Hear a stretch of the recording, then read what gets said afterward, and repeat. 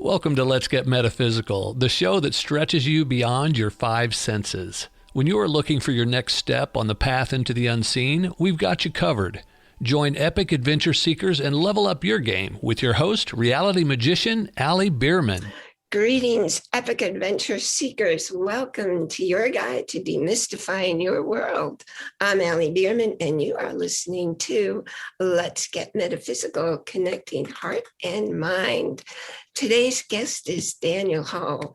We'll be delving into a little bit of everything entrepreneurial and then some. And I do mean and then some. You'll want to lean in and listen real close. First, I have a question for you. Have you ever felt like life just happens to you? If that's you, I made a gift for you. Step in a new direction. In this quick read, you'll begin to discover your power and control every day in your life. The link to download your copy is in the show notes. And now I'm honored to present today's guest, my mentor and friend, Daniel Hall. Daniel Hall is a USA Today and Wall Street Journal best-selling author, speaker, consultant, coach, lawyer, nurse, and YouTuber at the Daniel Hall channel. He's also the creator of the popular Real Fast training programs designed to help authors, speakers, coaches, consultants, trainers, internet marketers, and entrepreneurs effectively grow their businesses faster and profit more effortlessly. He's also helped thousands of entrepreneurs to generate free, targeted traffic using Pinterest. If you want real results in your business fast, listen to his top-rated iTunes podcast, Real Fast Results, and that link will be in the show notes. Welcome to the show, Daniel. Thank you for having me, Allie. It's a pleasure to be here. I'm so grateful to have you visit with us. So let me ask you, what's different about your journey, do you think, that really sets you apart from the very crowded internet marketing space? Ooh, that's a really good question. I think that perhaps what I bring to the table has to do with the fact that I really truly care about the people that I serve. I don't always get it right. Matter of fact, I infrequently get it completely right, but I think most folks that know me and follow me know that my heart is good, and even with all my issues, not that I have very many, but it's just that I think most people know that I'm trying and I'm really there in their best interest. Actually, that was something I was going to mention later, because I've been following you for quite a while. And quite frankly, Real Fast book, I think it was called, was the first program I got from you. And that's what helped me put 13 books on Amazon years ago, and they were all bestsellers. So I'm definitely familiar with your integrity and your programs. Thank you for that, Allie, by the way. Well, thank you. I own a whole lot of your programs because they work. And they're easy to follow. What gave you the confidence that you have? Because I see you as a real trailblazer. I know other people follow you, but you're there first. I don't really see myself in that light. I believe that each person was put on this earth help a segment of the group, the demographic that they were actually put here to serve. And by the way, I realize, and I'm completely okay with, that I'm not right for everyone. I don't try to be right for everyone. Sort of resonate with how I do things and how I approach problems, and how I more to the point, how I approach solutions. I think that that's how we end up growing a group, growing a platform of people that, you follow. But again, it's not the entire world, right? It's just the people that you attract to you by how you do business, what you're bringing to the table, and how you're doing that over the long haul is super important. I say that I attract the people who are already looking for me. Who would you describe as the people who are already looking for you?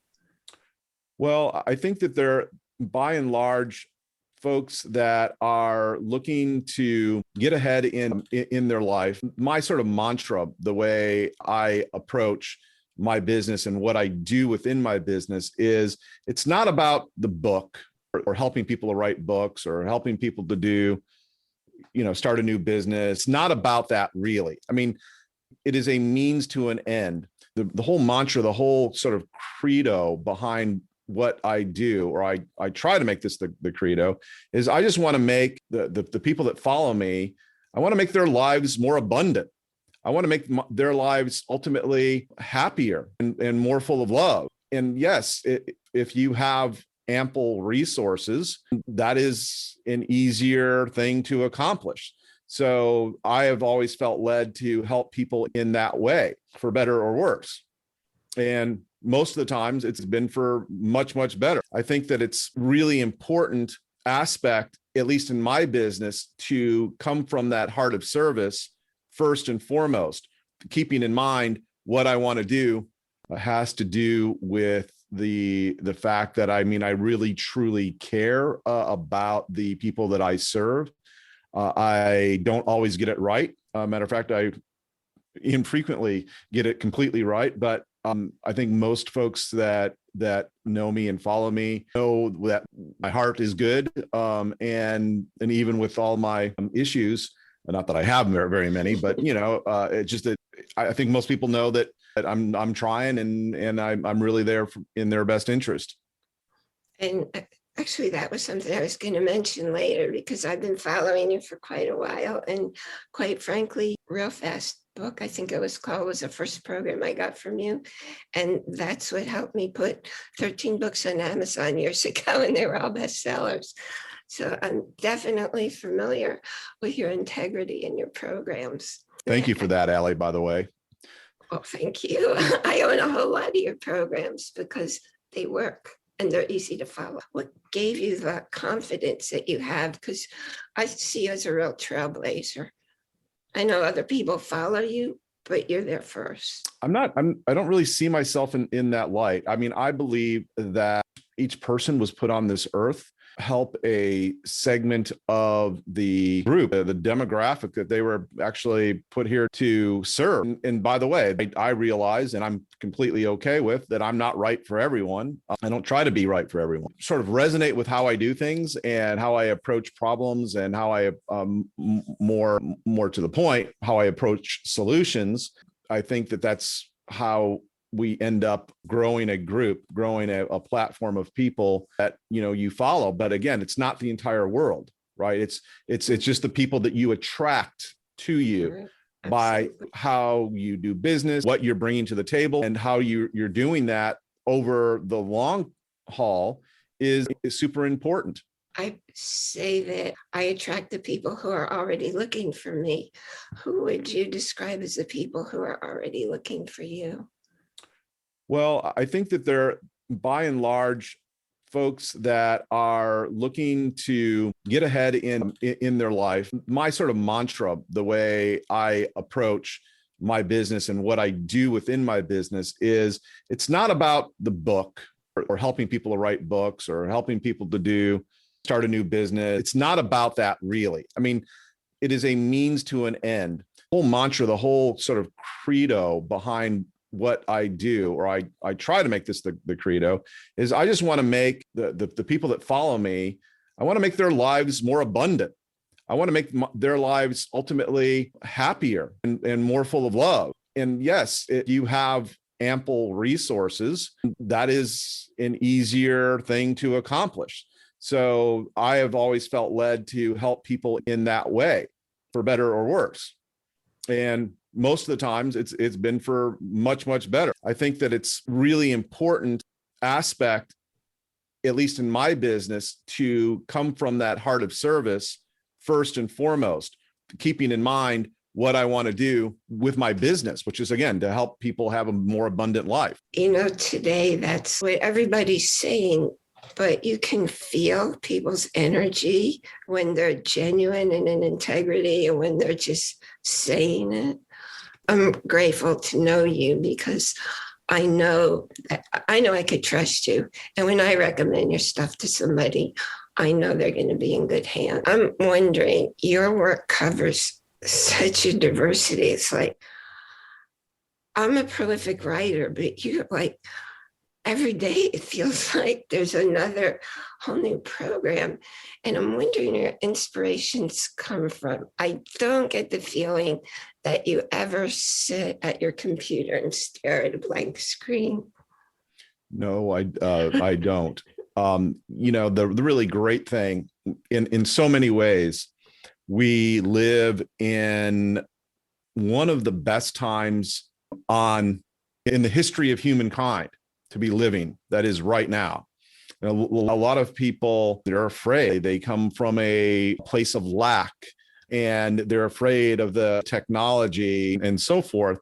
And I'm here to tell you, and my approach is one where these types of technologies and things that now we could do that we couldn't even do even 10 years ago, or even 5 years ago for that matter, we could see them and use these things as tools to make our lives better, not worse. Right. Oh, yeah. So the inspiration, getting back to your question, is that I'm always sort of looking ahead, what's new that can help my community. And then at any given time, there are literally a half dozen or a dozen different opportunities. And I will usually, I see something as particularly promising, I'll jump in and try to figure it out, try to have some success with whatever it is. And if I feel like this particular approach or this particular technology is going to be beneficial, then I start thinking about putting it into a new program that then we bring to the marketplace. My mind does not work that way. How do you figure that out, as you said, to go from here's the idea, how do I make it happen? That's a whole other process. The thing is that when you decide on a path, then just a matter of, I know this is kind of going to be a 6-letter word for people, but it does take discipline, sitting down and actually cranking it out. There's really no way around that I know of anyway. I'm not above or below, for that matter, using hacks to make that happen. I believe that you should, to the extent you possibly can. So a lot of what I try to do is related to how could I help somebody get from point A to point B in their business, in other words, faster or the fastest possible, so that they can have that abundance so many people want and really need and deserve, frankly. Really interesting points, because as I said, my mind works quite differently from the way yours does. And I want to ask you another question, but right now I'd just like to take a break for a quick word from our sponsor. So hang in there, everybody. We'll be right back. Today's show is sponsored by Metaphysical Ministry International, my home base, where I get to be the minstrel minister. I created a very special offer for you, my epic adventure seeker. You can get the combo package of the ebook and audio of my very popular What You Don't Know, How Your Brain and Mind Keep You Stuck, for a very special price of just $9.97. That set normally sells for $27. Click the special offer link in the show notes. Following up on the question we were discussing a moment ago, I know that your son Anthony has worked with you before. Do you have like a family business where everybody has their input? Yes. Anthony works with me. Gorgeous wife brings us lunch every day, but that's pretty much the extent of that help, which is, by the way, a huge help. And my other children, they sometimes work in the business, but mostly it's just Anthony and I. So you basically run your whole business, mostly you, with help from Anthony. We also have an assistant as well. Okay. That takes care of customer service and a number of other issues. What do you see as your path in the future? Do you know at this point whether there are avenues you might pursue, or where are you? Or how far ahead, I guess, do things come to you is what I'm wondering. Right. So that's a really great question, because when I kind of started out with this, I had this need to always be planning ahead, always be planning ahead, always be planning ahead in, what direction I was going to go. But as time has gone on, and as I've matured myself and my business has matured, I rely much less on that. I basically don't plan, really. I let whatever is going to manifest itself in my awareness do that. And if it makes sense from that standpoint, then we go on, in that direction. So that's kind of the way I plan by not planning. I work that way too, because I know when I used to make my plans, well, there's this thing called divine timing and other plans. Exactly. Because my plans weren't the right plans for me. So they didn't work, but exactly what you just said, allowing yourself to be open to the messages of the universe will always take you toward the path of your highest good. I completely agree with that. And it's like some people listening may have this desire to accomplish something in their lives, whatever. And it's a great thing, whatever it is. It's a large goal. It may seem almost impossible, if not impossible, to them personally.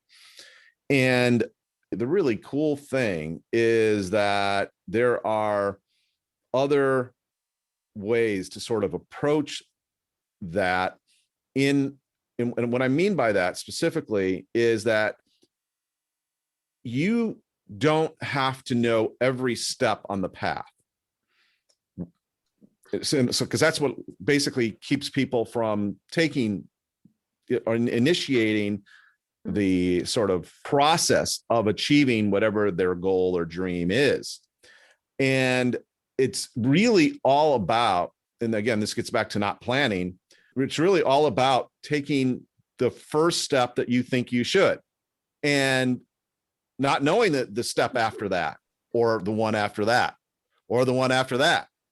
Because what happens, and it's about trust, really. It's about trusting that those things that you will need to see and that the next step of your path will be revealed almost at the same time as you're taking that first step. So you take the first step, and then all of a sudden you say, oh, okay, I'm here now. I've taken that first step. Now I see the next step. And then you take that step. So you never have to see the entire journey, because you're never going to see the entire journey. Mm-hmm. But if you were just take it and trust that what you're doing is right and is right for you, then oftentimes it works out brilliantly.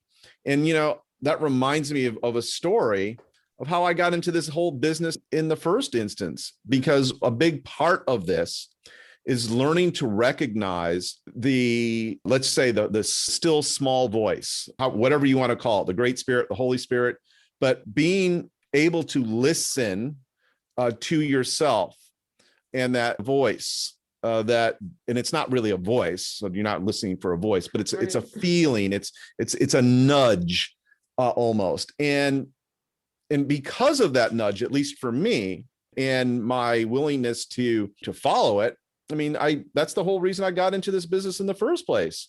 By way of history, I was practicing law and not super happy doing it. I mean, it was okay. I'm glad I went to law school and had a license, was practicing in a nice firm and had an office and a secretary and all that. good paycheck, but I just really wasn't all that happy with it. So I kept on having this idea that I should basically take a vacation, take a cruise in this instance. And so it was about that time that the travel agent that booked all the travel for our law firm, she called me with a deal and said, look, we got a cruise going out of Galveston, because I was in Corpus Christi at the time, and it's really, really inexpensive. And this is back, I think, about the year 1999, 2000, something like that. So 20 years ago now. Wow. When is this cruise? And she told me, and I looked on my calendar and I didn't have anything scheduled. So I thought, yeah, let's do it. And let's book it. And my wife and my son, and let's go, let's do it. I did that. And when I did it, I was like, I didn't get like the best room or the best cabin. I didn't get the worst one either. It was kind of a middle grade room, but I was thinking to myself, because this is how my mind works, is like, well, how can I make this trip better, nicer for me and my family? I get the idea is, I'm pretty good at speaking. I've never been a public speaker, a professional public speaker. But I happen to remember when I was a kid, my parents had taken a cruise, and I remember going to a couple of the lectures when, you're on sea days, even back then. So I got this idea, well, maybe I could make a deal with the cruise line for a better cabin. And thought, I wonder if I should pursue this. So I called the travel agent who booked the travel, and I said, basically, I pitched her on this little idea that I had. I was like, hey, I wanted a better cabin. And she was very, very happy to oblige by upgrading me as long as I paid for it. And I wasn't really interested in that. And I basically asked her, who would I contact at the cruise lines? And she sort of hemmed and hawed a little bit. And I reminded her that we did all our business with her, the law firm. So it wasn't just me, it was all the lawyers there. And she got the subtle hint that at a minimum, she would lose my business if I didn't get a little cooperation. So she said she would investigate and call me back. And she did. She calls me back, and she basically gives me the person or the position, not necessarily the person, or maybe she did find out the person. I don't remember that exactly. It's kind of fuzzy. But in any event, she gave me the person who I needed to call at the cruise lines. And then I said, okay. So I had that person and their telephone number. And so the next thing I did was I sat down and I wrote out a list of talks I thought I could give. And so that was my next step. And I'm pretty good at coming up with titles of things. I was on law review and had, lots of experience with that, had written other things. And so I'm pretty good at titling things. So I'd come up with some pretty catchy titles, about 5 or 6 or 7 of them. And again, this is all on the nudge. This is unexplored territory for me, right? This is all new. Yeah. And so I had my list of 4 or 5 or 6 topics, whatever it was. And I picked up the telephone and I rang this person in Miami, where the cruise line is based. And lo and behold, on the very first half a ring, the person answers, which, as it turns out, as I learned later, never happens. Okay. So she, at that particular moment, happened to be, I think, I don't know this for a fact, happened to be picking up the phone to make her own call. And she was actually answering me. So I got to the person. I said, hi, my name is Daniel Hall, and I have a cruise scheduled on, this ship on this date.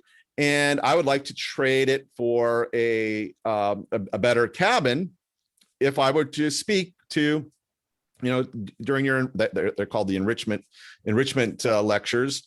And then she basically says, what would you like to talk about?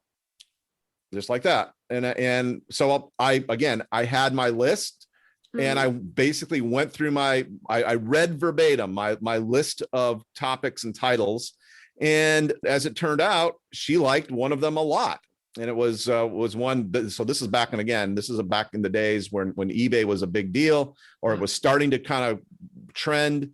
And it was on how you could start selling on eBay. That was my first thing that I pitched. And that's what she really liked. But then she says to me, well, we won't do an upgrade. However, if you would like to give you the presentation, we will consider it an audition. And if we like you, then we will allow you to cruise anywhere and anytime you want. And I basically, if you can kind of imagine this, I had the telephone up to my ear and I kind of took it down and I looked at the telephone like I wasn't believing what I just heard. And I said, yes, ma'am, I'd be very happy to audition for you. And so I took the cruise, and they put me in the, back in those days, was a very small little computer lab, a computer room. But it was completely jam-packed. We had like 70 people in this little room. Wow. And of course, the cruise director came by and stopped by and saw that the huge crowd. And then they came back by and they saw me still talking to people. And so I get, I thought it went fine. I'm not a particularly good speaker, but I care. And I'm not a bad speaker, even at that. And so I came home, and on my voicemail, I think we came home on a Sunday, and I probably took Monday off, and I came into the office on Tuesday, and on the voicemail was this person at the cruise line at headquarters who had left me this voicemail, and she just gushed. She said, we absolutely loved you. You really hit it out of the park, blah, blah, blah. If I had the presence of mind, I would have saved that recording. I didn't.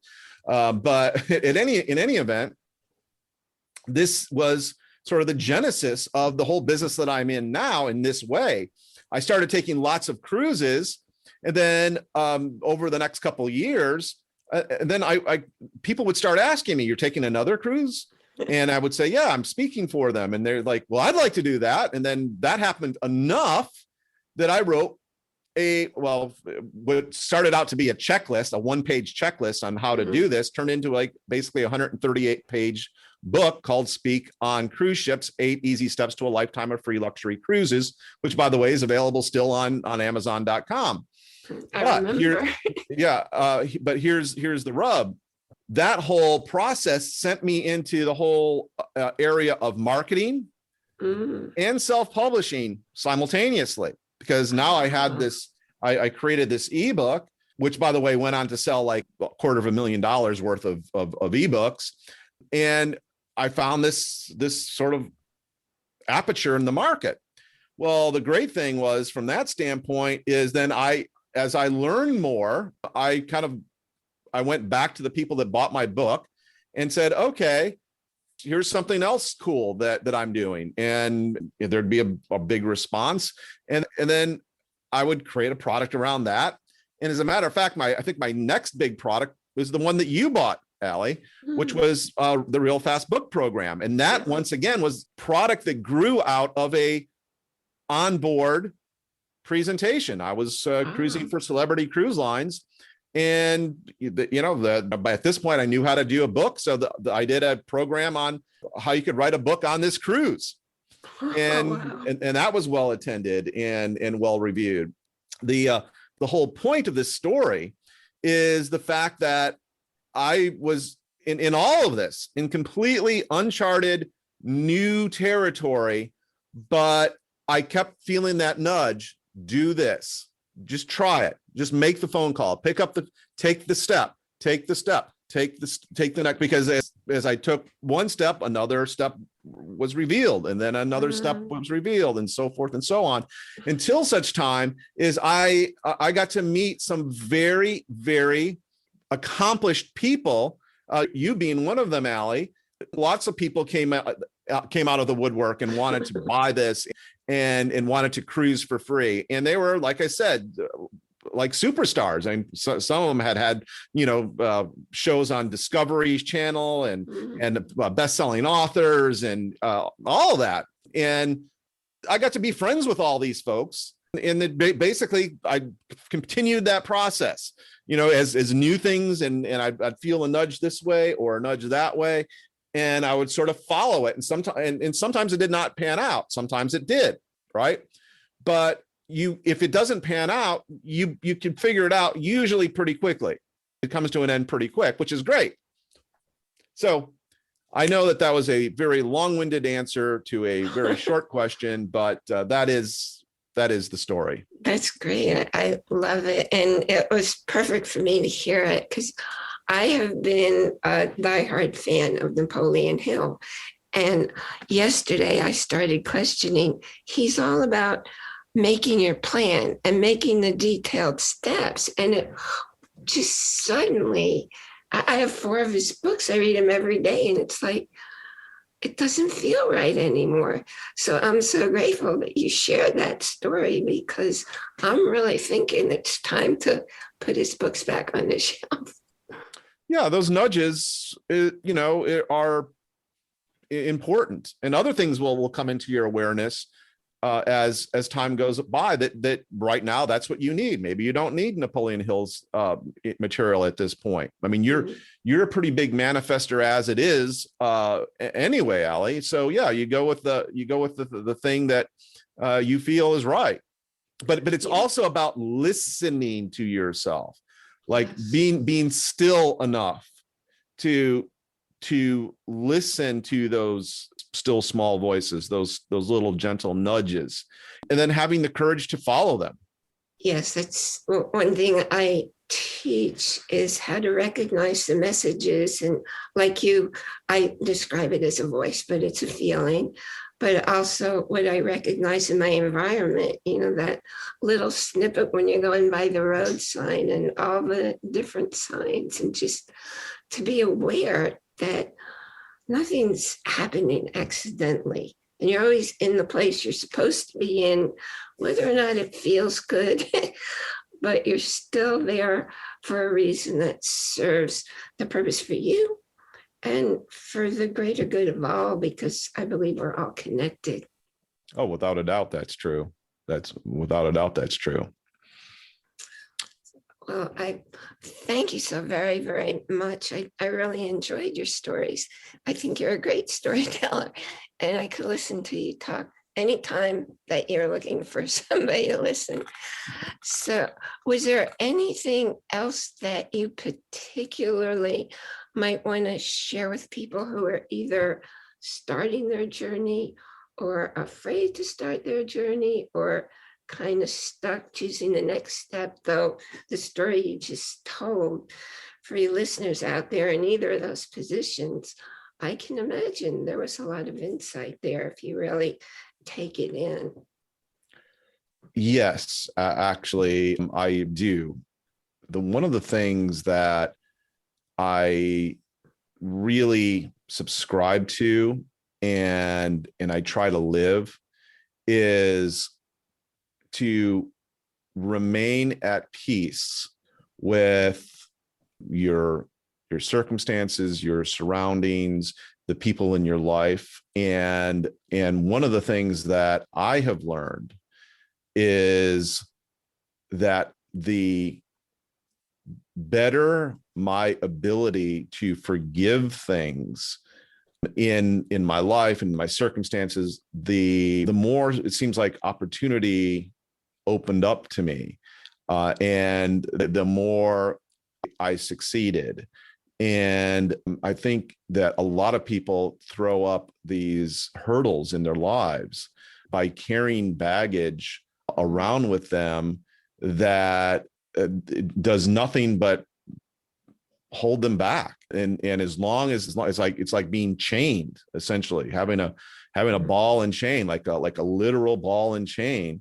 And the really crucial thing, I think, for most folks to understand is that ball and chain is represented by all of the regrets in their lives and all of the done wrongs that they have perceived and experienced, and they don't let it go. They don't surrender to that which is greater than them. And in that process, they're or in the lack of process, they're held back. But when you let go and just forgive, all kinds of beautiful things and miracles, happen, just really, really cool things happen in start happening in your life. And you're like, oh, okay, I'm going to do more of this. I'm going to let more go. I'm not going to live in the past. Mm-hmm. And I'm not going to particularly live in the future either. I'm going to live in the now, right? Mm-hmm. And I'm going to let go of those things that are preventing me from living now, like right now. So, and by the way, I don't have this perfect, far from, but I do recognize some of the sort of the guidepost on the direction that I see myself have and I see other people in my own family. I see problems like this that stem from holding on to baggage that they need to let go of. Just surrender it. You're not going to change it, and it's only holding you back. It's only holding you back. Thank you. That is such a powerful message. It's something I believe with all my heart. And I thank you for sharing with us. And for everyone, all the links to all Daniel's things are in the show notes. And in particularly, I want to direct you to his Real Fast Results podcast. And that link is in the show notes. It's free. And you'll be able to get more advice from Daniel, or I don't know if I want to call it advice as much as sharing life experience. Well, thank you so much, Ellie. I really appreciate the opportunity to chat. I don't generally get to chat about these subjects, but I love it. And I really think that it's important for people to approach whatever they're doing in their lives first from a spiritual sense. And then everything else sort of falls into play, because when, we're in these bodies that are, they're falling apart, and no one's getting out, quote unquote, alive. But what is alive? Well, our spirit is alive, and that is getting out. So attend to that first. Oh, thank you, Daniel.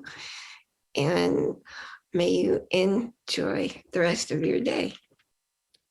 You as well. You've been listening to a talk on the wilder side. Thanks for tuning in to Let's Get Metaphysical. Be sure to subscribe so that you don't miss a single episode. And while you're at it, please leave a rating and review, and be sure to share it with your friends.